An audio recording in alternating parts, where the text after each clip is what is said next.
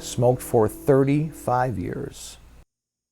Smoking was really ingrained in me. I mean, that was just such a huge part of my life. And I was tired of it. I was tired of fighting it, fighting nicotine every day. There wasn't a day when I was smoking, and this went on for a while, there wasn't a day that didn't go by that I thought, is it going to be too late? Is something going to happen? I mean, I know I need to put these things down. I was smoked for 35 years. So even at 30 years, even 5 years ago, I knew I was already well past when I should have quit. Not a day, not a cigarette would go by that I didn't think, is something going to happen? Is it going to be too late? And then, I would play that game in my head. Boy, yeah, I do need to stop. Boy, I do. And then even my friends or some people would say, you really, I know, I should stop. But those words are so weak. They're just so weak. And I knew it. I knew they were weak. And then I would always avoid that topic about quitting smoking when I was smoking. I would avoid that topic like nobody's business. All the stuff that is bad for you and the smell is bad, and even though you know all these things, you still will continue to smoke because it's such a strong addiction. It's such a strong addiction. Even with having the kids, I remember so many people saying to me, one guy at work, a really nice guy, he'd say it to me, if not for you, if you're not going to quit for yourself, quit for your kids, quit for your wife. Cigarette smoking, the addiction is so strong that even when people say that to you, if you're not going to do it for yourself, at least do it for your kids.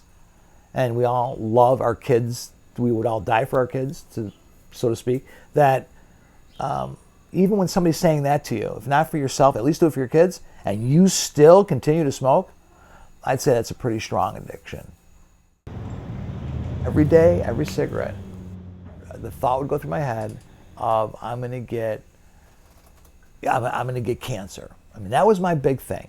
You get cancer affiliated with cigarettes, tobacco. I don't care what kind of cancer it might be. It could have been brain cancer for all I matter. But the bottom line was it would scare me. And I'm just saying this and being truthful, because even if it was just this fleeting thought, it was in my head every cigarette that if I keep doing this, I'm gonna eventually get cancer. Now that I've gotten older and even know that it's more heart disease than anything, I started worrying about that, and then I even, and I could feel it sometimes. I'd get up in the morning and it'd feel like I'd have that anvil on my chest, I'd have somebody sitting on my chest. I'd feel that every morning.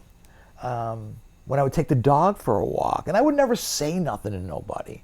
The way I felt physically, when I was cigarette smoking, I would never say nothing to anybody. I wouldn't tell them that, it feels like somebody's sitting on my chest.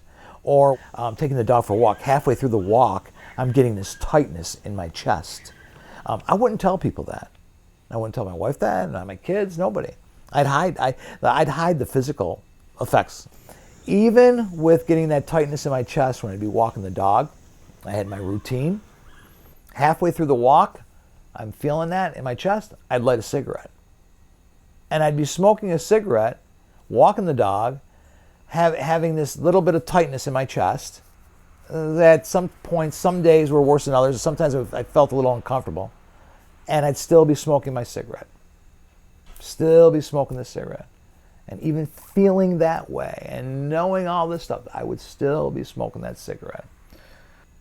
So if you want to talk about nicotine having a hold on somebody, very hardcore hold, and I was a hardcore smoker. I mean, I didn't do really nothing without cigarettes.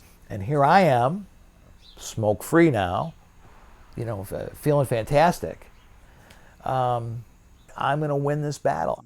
I am. I don't smoke. I say that. I always keep saying that I don't smoke. I sort of like get that in my head that I'm a non-smoker. I don't smoke. For me to say that, like I said, sometimes I still like, wow, it's like, because we're talking 35 years. You do something for 35 years and finally you're not doing it no more. It sort of like sets you back a little bit. Like, wow, It's like, it's cool. I look at these commercials sometimes, you see, if I can do it, you can do it. Well, you know what? I'm here to tell you, if I can do it, I honestly don't care who you are and how much you smoke and for how long, you can do it.